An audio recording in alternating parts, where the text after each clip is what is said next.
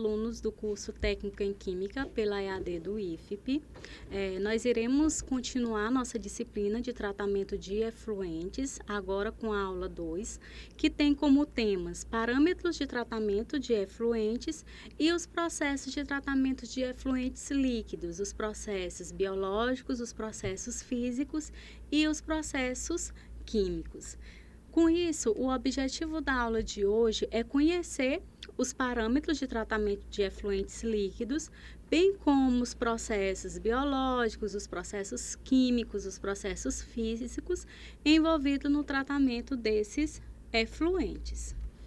Bom, são diversos os problemas relacionados ao lançamento direto de efluentes sem nenhum tipo de tratamento nos corpos hídricos, em rios, em lagos.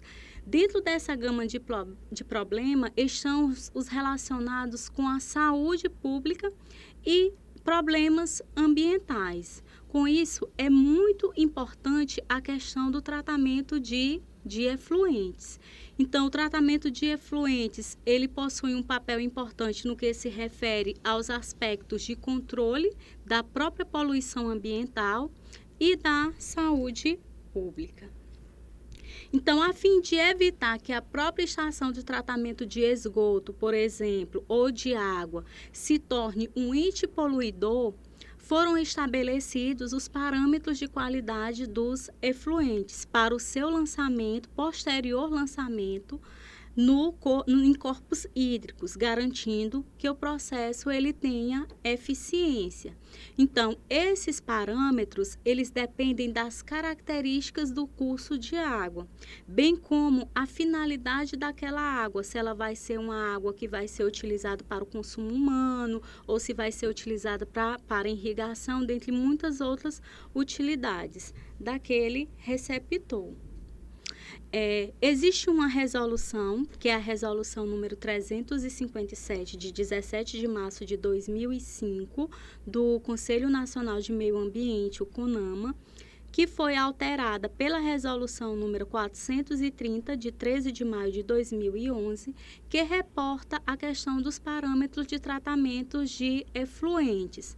Ou seja, essa resolução ela dispõe sobre a classificação dos corpos de água e diretrizes ambientais para o seu enquadramento, bem como estabelece as condições e padrões de lançamento de efluentes e outras providências. Então, nós vamos analisar essa resolução de forma detalhada. Ainda com base nessa resolução, esta classifica a água em 3 tipos, que são águas doces, águas salinas e águas salobras. As águas doces vão ser aquelas que possuem salinidade igual ou inferior a 0,5%, ou seja, de sais dissolvidos. Essa água doce, ela também pode ser classificada em classe especial, que são aquelas destinadas ao abastecimento para o consumo humano, com desinfecção, também aquelas destinadas à preservação do equilíbrio natural das comunidades aquáticas e à preservação do equilíbrio aquático e ambientes aquáticos em unidades de conservação de proteção integral.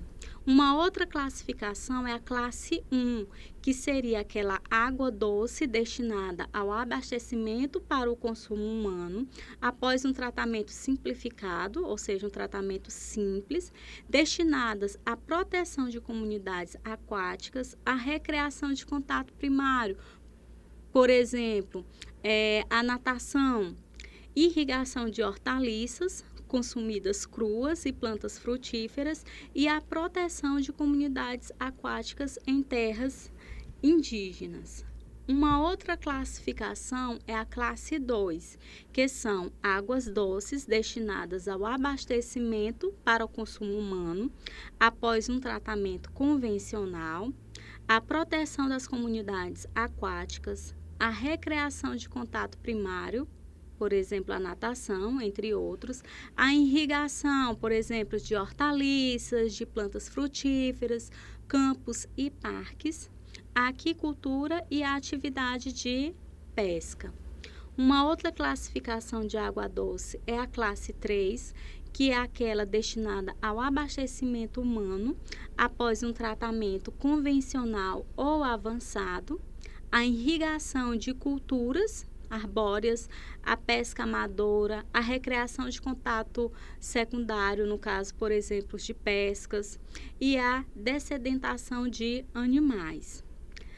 Água doce classe 4 são aquelas destinadas à navegação e à harmonia paisagística. Já com relação às águas salinas, elas vão ser aquelas que apresentam salinidade, ou seja, sais dissolvidos, com a quantidade igual ou superior a 30%. Elas também podem ser classificadas como classe especial, que são aquelas águas salinas destinadas à preservação dos ambientes aquáticos em unidade de proteção integral e à preservação do equilíbrio natural das comunidades aquáticas. A classe 1 diz respeito à água salina destinada à recreação de contato primário, à proteção das comunidades aquáticas e à aquicultura e pesca. A classe 2 são águas salinas destinadas à pesca amadora e à recreação de contato secundário. A classe 3 são águas salinas destinadas à navegação e à harmonia paisagística. Já com relação às águas salobras, são aquelas que vão apresentar salinidade superior a 0,5%, porém inferior a 30%. E elas também podem ser classificadas em classe especial, que são aquelas águas salobras destinadas à preservação dos ambientes aquáticos em unidade de proteção integral e à preservação do equilíbrio natural das comunidades aquáticas. A classe 1 são aquelas destinadas à recreação de contato primário, por exemplo, a natação, a proteção de comunidades aquáticas, a aquicultura e a pesca, ao abastecimento humano após um tratamento convencional ou avançado e à irrigação de forma geral. Águas salobras classe 2 são aquelas destinadas à pesca amadora e à recreação de contato secundário. Já a classe 3 são aquelas águas salobras destinadas à navegação e à harmonia paisagística. Dentro desses tipos de classes de água que nós analisamos, agora nós vamos analisar os parâmetros de qualidade da água. Então, como parâmetros para saber se aquela água ela tem qualidade para o consumo humano, nós temos primeiro aí o oxigênio dissolvido. Esse é o principal parâmetro para medir a qualidade de um curso d'água, pois o oxigênio dissolvido ele é essencial para a sobrevivência de organismos aeróbios, ou seja, de organismos que precisam de oxigênio para sobreviver. Nós temos um outro parâmetro bastante importante que é a demanda bioquímica de oxigênio, a DBO.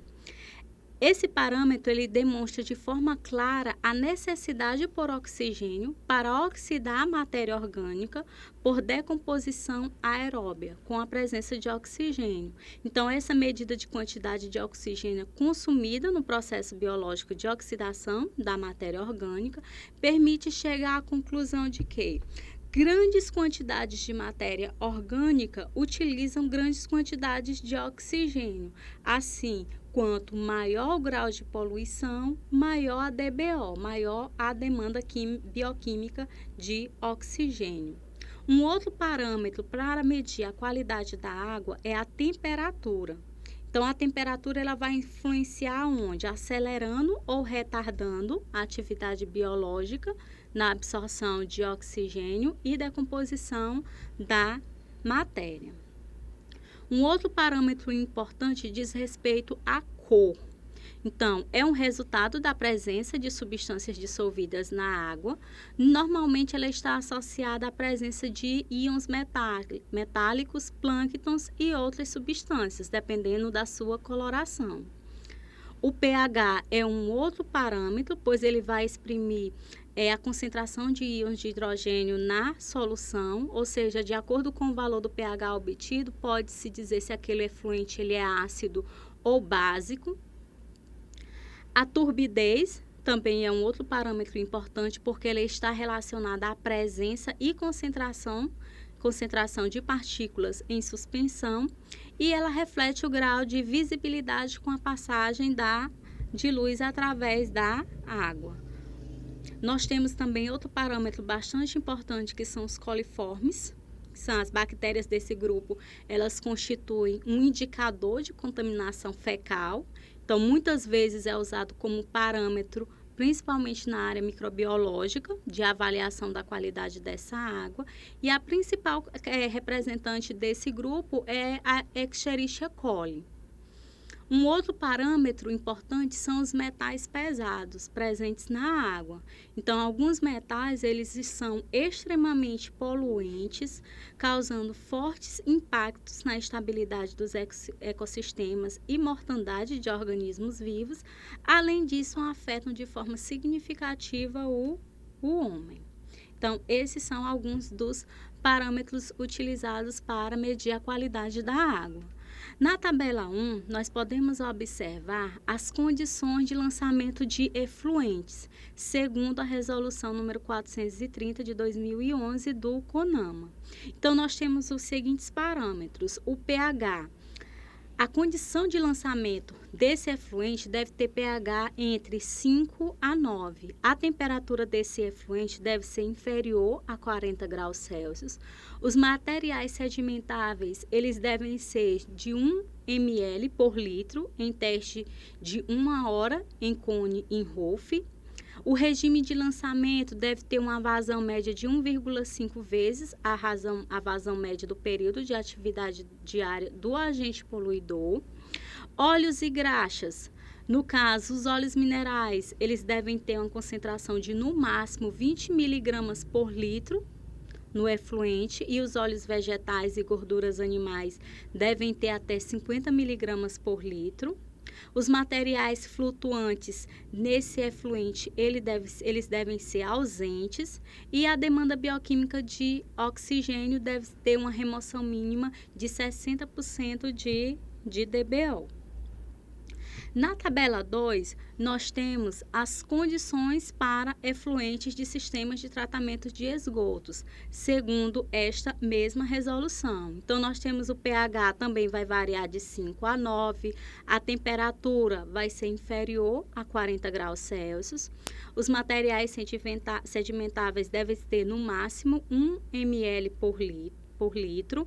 O regime de lançamento deve ter uma vazão máxima de 1,5 vezes a vazão média do período de atividade diária do agente poluidor. As substâncias solúveis em hexano, óleos e graxas devem ter no máximo 100 miligramas por litro nesse efluente. Os materiais flutuantes, eles também devem ser ausentes, e a demanda bioquímica de oxigênio deve ter uma eficiência de 60%. Bom, agora nós vamos falar de alguns processos de tratamento de efluentes líquidos, os processos biológicos, os processos físicos e os processos químicos. O primeiro processo é o processo biológico. Então, qual o objetivo do processo biológico? Esse processo biológico, ele tem o objetivo de remover a matéria orgânica presente em esgotos, por exemplo. Então, o quantitativo da matéria orgânica presente no efluente, ele vai ser medido pela DBO, pela demanda bioquímica de oxigênio, e também pela DQO, que é a demanda química de oxigênio, que são medidas indiretas para a determinação da matéria orgânica. Então, essas variáveis, elas mostram a quantidade de oxigênio necessária para a degradação da matéria orgânica. Nesse processo biológico são utilizados 2 tipos de micro-organismos, que são os micro-organismos aeróbios, ou seja, são aqueles que para que ocorra a decomposição da matéria orgânica precisam de oxigênio, e os micro-organismos anaeróbios são aqueles que não utilizam oxigênio para a decomposição da matéria orgânica. Então, no tratamento secundário, visto na aula anterior, geralmente são empregados processos biológicos para a degradação da matéria orgânica. Então, nesta tabela 4, nós podemos observar alguns tipos de tratamento como alternativas para a degradação biológica. Nós podemos ver alguns tipos de tratamento nessa primeira coluna e o processo predominante.